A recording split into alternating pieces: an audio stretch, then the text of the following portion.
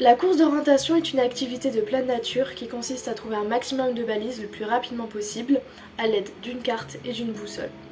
Ici, à la fac de sport, c'est les 3e années de spécialité montagne qui organisent entièrement toutes les courses d'orientation des spécialités montagne et des L1. On va donc vous montrer comment ils procèdent du début jusqu'à la fin.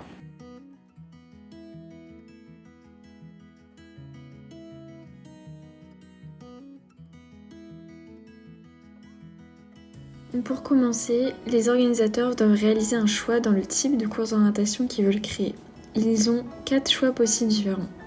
Tout d'abord, il y a la sprint qui est une course qui impose une difficulté de vitesse. Sur cette course, les balises sont faciles à trouver et positionnées de façon à pouvoir courir rapidement entre chaque balise.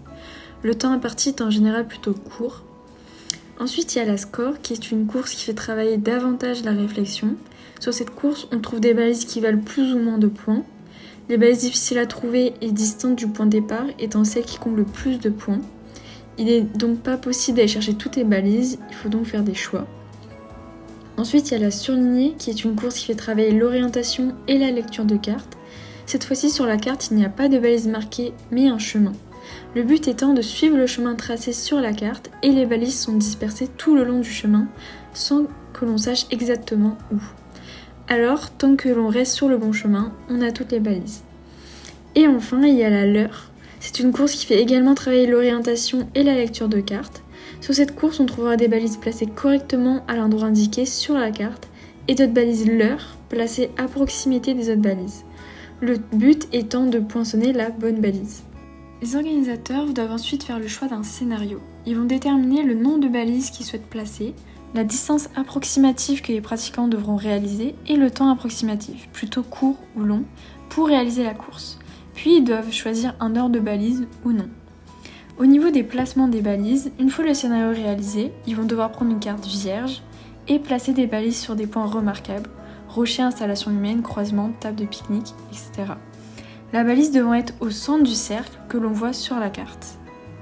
Après avoir positionné les balises sur la carte, les organisateurs doivent se rendre pendant une journée sur le site afin de vérifier que le placement des balises est bien possible, que les points remarquables sont toujours présents et que le scénario imaginé est bien réalisable.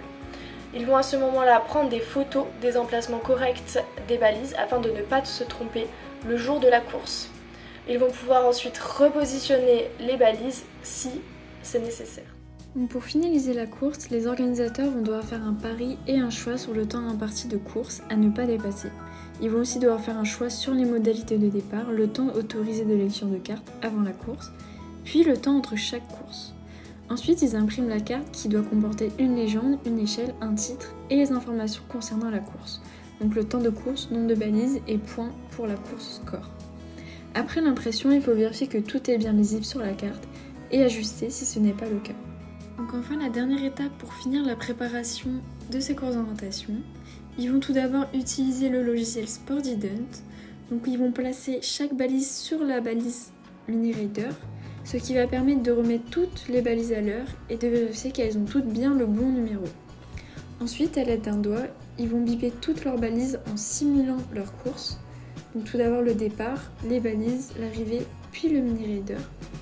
Et grâce au logiciel Gred, cela va nous permettre de voir si donc elles sont bien toutes remises à l'heure, si elles ont toutes bien le bon numéro, que toutes les balises aient les bonnes bonifications, donc le bon nombre de points, puis s'il y a bien les pénalités en simulant des oublis de balises.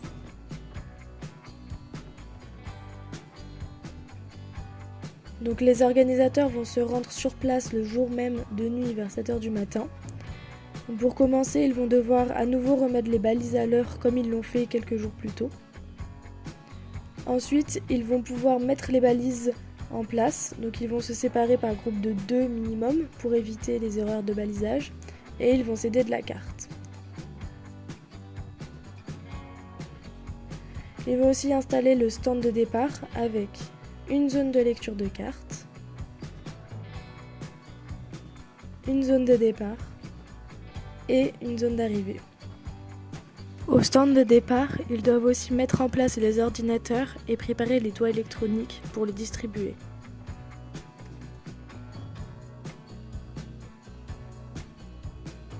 Les organisateurs vont commencer par faire un briefing des courses. Ils vont faire un point sur les règles générales de la course d'orientation, sur les consignes de sécurité.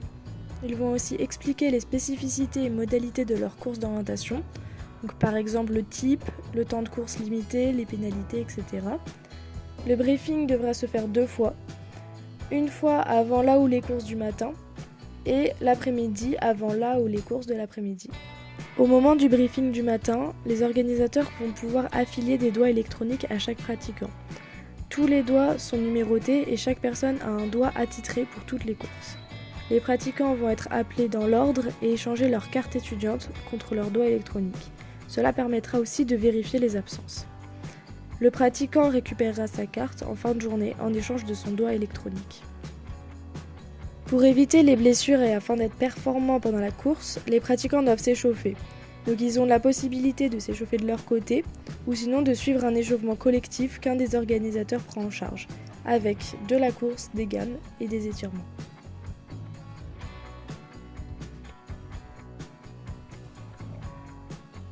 Avant le départ, le coureur va dans la zone de lecture de cartes.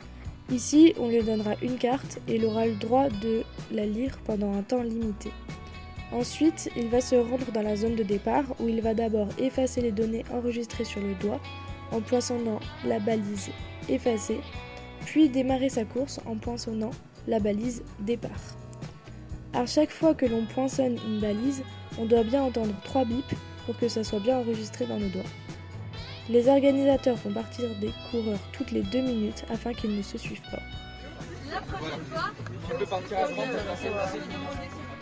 Le coureur est parti. Il peut maintenant faire sa course dans les temps, chercher des balises sans suivre les copains et en suivant les consignes.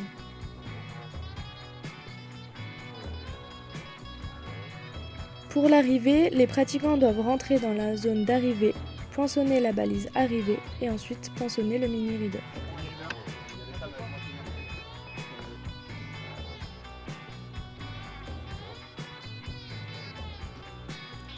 Pour ce qui est du coup du calcul des points et du temps sur le mini-reader, il faut savoir que lorsque le coureur poinçonne le mini-reader, on voit s'afficher sur l'ordinateur des organisateurs le résultat de la course. On voit dans un premier temps une fenêtre s'ouvrir avec marqué le lieu, le type de CO, la couleur et le nom du coureur, puis en dessous en vert les balises trouvées et en rouge les balises non trouvées. Ensuite, sont calculés directement grâce à la programmation du logiciel le nombre de points cumulés, les pénalités, le temps total de la course de la personne et son classement provisoire. C'est donc au moment où le dernier coureur bip au mini-reader que le classement devient définitif. Cela se fait automatiquement sur le logiciel GRED en fonction des paramètres faits par les organisateurs et le classement peut se faire selon les différents critères qu'ils ajoutent. Par exemple, les points rapportés, le temps, les balises manquantes, les pénalités attribuées, que ça peut être par rapport au dépassement du temps, les balises manquantes ou les mauvaises balises poinçonnées. A noter que si 2 coureurs ont le même nombre de points ou de balises récoltées, ces derniers sont départagés par leur temps. Et à ajouter par rapport au classement, on peut retrouver 2 types de barèmes, un mixte et un séparant filles et garçons. Ce dernier est utilisé lorsque la course est plus axée sur les compétences physiques des coureurs que la lecture de cartes. Pour ce qui est du débalisage, ces derniers sont faits en fin de journée après les débriefs ou alors de manière pédagogique, c'est-à-dire que les participants viennent accompagner les organisateurs, ce qui les permet de se former sur la carte, sur sa lecture, repérer les éléments remarquables qui permettent d'aider à repérer une balise. À la fin de la journée, on fait un débriefing. Chacun donne son avis sur les courses d'orientation, c'est-à-dire les professeurs, les participants et aussi les organisateurs. On parle à la fois des points positifs et négatifs. Pour chaque point négatif, on cherche tous ensemble des solutions afin que les futurs organisateurs puissent créer à leur tour des meilleures courses d'orientation.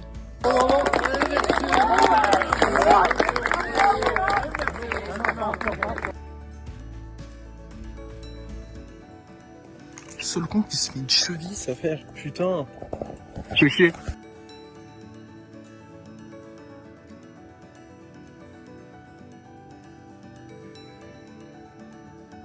Alors bonjour à tous. Et à Et à toutes, ouais, c'est très important. On est en train de baliser les CO. Donc ça c'est les tests qu'on fait pour les L1 de cette année.